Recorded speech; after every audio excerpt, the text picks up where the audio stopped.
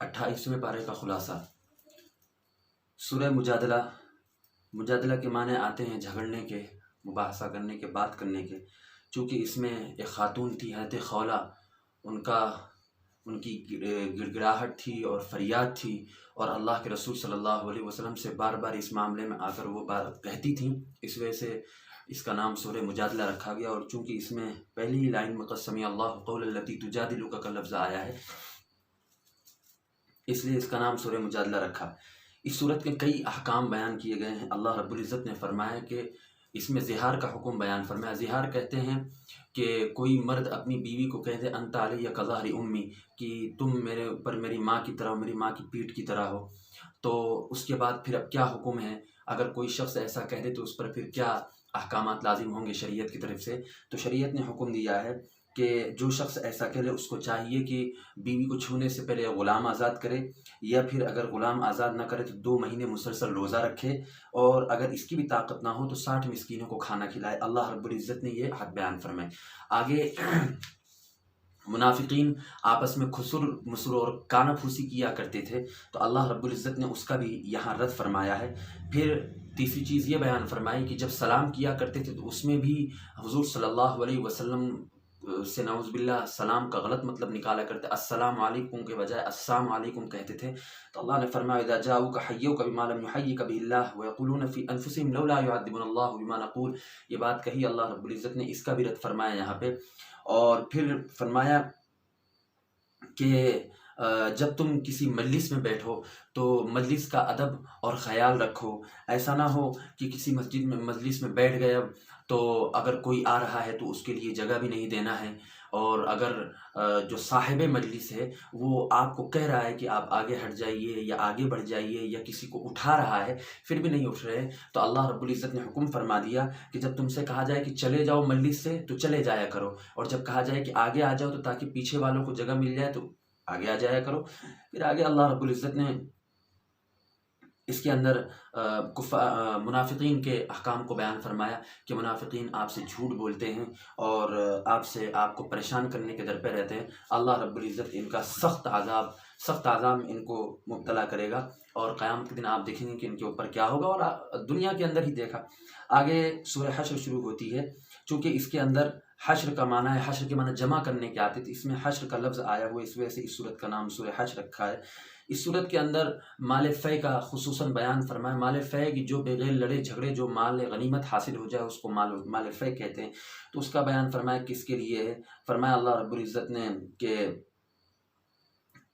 मा अफ़ा अल्लाहु अला खैरी वमा अफ़ा अल्लाहु अला रसूली मिनहुम फमा औजफ़्तुम अलैहि मिन खैरिन वला रिकाबिन वला, जो बेघर हो गए हैं, जिनके पास कोई सामान नहीं है, जो हिजरत करके चले आए थे, उनके लिए है। फिर फरमाया अल्लाह रब्बुल इज़्ज़त ने कि मुहाजिरीन के लिए जो हिजरत करके आए उनके लिए है। और उसके बाद फरमाया वल्लज़ीन तबउद्दार वल ईमान मिन क़ब्लिहिम युहिब्बून मन हाजर इलैहिम, अंसार जो जिन्होंने अपना हिस्सा मुहाजिरीन को दिया उनके लिए है। ये सारी चीज़ें अल्लाह रब्बुल इज़्ज़त ने तफसील से इसके अंदर अल्लाह रब्बुल इज़्ज़त ने बयान फरमा दी है।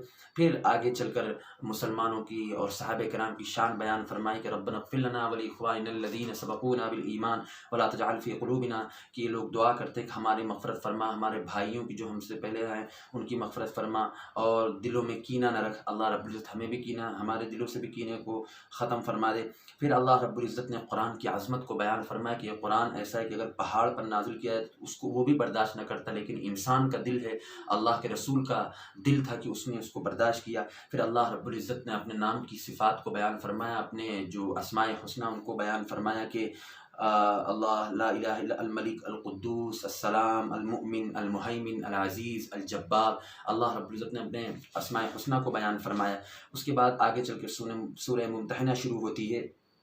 इसके अंदर अल्लाह रब्बुल इज़्ज़त ने औरतों के बैत करने का एक ख़ास तरीक़ा बयान फरमाया। या अय्युहन नबिय्यु इज़ा जाअकल मुमिनातु युबायिअनका, जब आपके पास ए नबी, जब आपके पास औरतें आएँ तो आप उनको इस तरह बैत कीजिए कि अल्लाह के साथ शरीक नहीं ठहराएंगी, चोरी नहीं करेंगी, ज़िना नहीं करेंगी, अपने औलादों को कत्ल नहीं करेंगी, और किसी पर बेजा इल्ज़ाम नहीं लगाएंगी।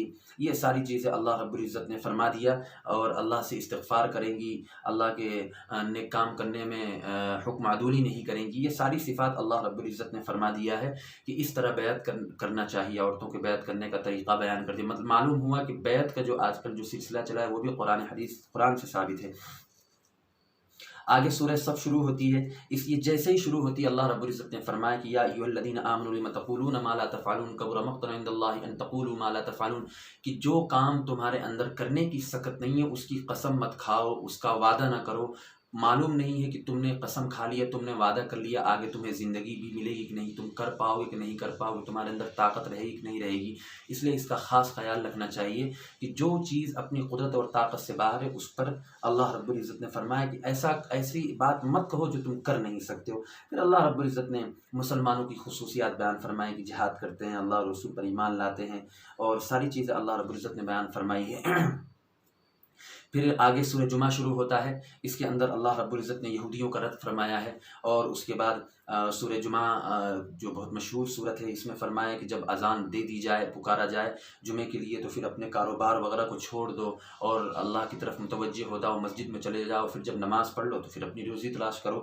آگے سورہ منافقون شروع ہوتی ہے، یہ وہ صورت ہے، اس صورت کا شان نزول یہ ہے کہ جس وقت اللہ کے رسول صلی اللہ علیہ وسلم منافقین سے بات کرنے کے لیے گئے، یہود اور منافقین سے بات کرنے کے لیے گئے، تو انہوں نے یہ سازش رچی کہ اللہ کے رسول جب بات کرنے بیٹھیں گے تو اللہ کے رسول کو نعوذ باللہ قتل کر دیں گے اور ہلاک کر دیں گے۔ تو اللہ رب العزت نے یہ پوری صورت نازل فرمایا اور ان کے طریقے کو بیان فرمایا کہ وہ کیا کیا چیز سوچتے ہیں، اور اس کا اللہ رب العزت نے صاف طریقے پر رد فرما دیا ہے، اور فرما دیا ہے کہ عزت اور ذلت یہ سب اللہ کے ہاتھ میں، اور فرمایا کہ عزت اللہ کے لیے ہے، رسول کے لیے، مومنین کے لیے ہے، منافقین کے لیے نہیں ہے، منافقین اس بات کو نہیں سمجھیں گے۔ آگے سورہ تغابن شروع ہوتی ہے، اس کے اندر اللہ رب العزت نے صاف طریقے پر اپنی قدرت کو بیان فرمایا۔ اس کے بعد اللہ اور اس کے رسول اور ایمان کی عظمت کو بیان فرمایا۔ پھر فرمایا کہ آج کل کی جو اولادیں ہیں وہ تمہیں دھوکے میں نہ ڈال دیں، جو تمہاری بیویاں تمہاری دشمن نہ ہو جائیں، اولادیں تمہاری دشمن نہ بن جائیں۔ اب اگر وہ توبہ کر لیں تو تم ان کو معاف کر دو اور ان کو درگزر کر دو، ان کے ساتھ اچھے سے رہو، اللہ معاف کرنے والا ہے۔ پھر اللہ رب العزت نے فرمایا کہ مال اور اولاد یہ تو ایک فتنے کی چیز ہیں۔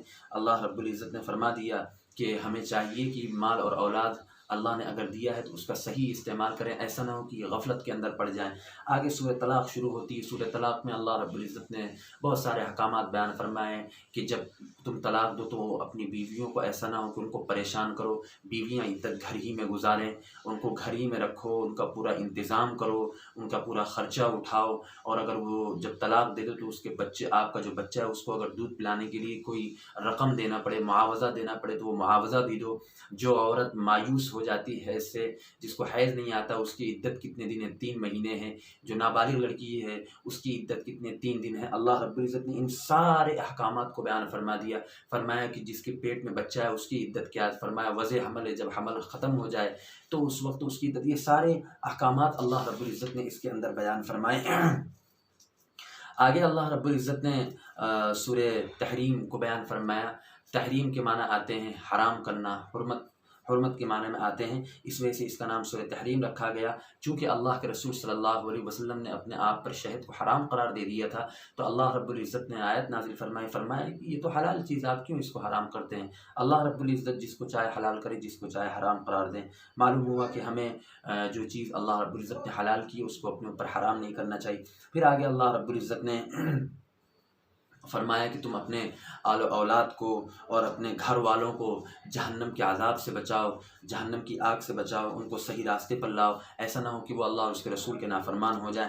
پھر توبہ کا یہاں پر فرمایا، توبہ کی فضیلت کی، ایسی توبہ کرو توبہ نصوح، یعنی آئندہ نہ کرنے کا عزم ہو، اس طرح توبہ کرو۔ اللہ رب العزت تمہیں دنیا کے اندر بھی سرخرو کرے گا، آخرت کے اندر بھی سرخرو کرے گا۔ آخرت میں تمہارے ہاتھ میں اللہ رب العزت نور دے گا جس سے تم کامیابی کے ساتھ پہنچ جاؤ گے۔ پھر آگے اللہ رب العزت نے حضرت نوح علیہ السلام کی بیوی کا واقعہ اور حضرت آسیہ کا واقعہ بیان کیا ہے، اور اس کی پھر اللہ رب العزت نے ان کی فضیلت بیان فرمائی کہ یہ سارے کے سارے جنت کے اندر جائیں گے، اور حضرت مریم رضی اللہ تعالیٰ عنہ کا ذکر فرمایا ہے کہ وہ کیسے پیدا ہوئی اور پھر ان کی کیا فضیلت ہے۔ اللہ رب العزت نے بہت ہی مختصر انداز میں بیان فرمایا ہے۔ اللہ سے دعا ہے کہ اللہ ہمیں قرآن احکامات پر عمل کرنے کی توفیق نصیب فرمائے۔ وآخر دعوانا الحمدللہ۔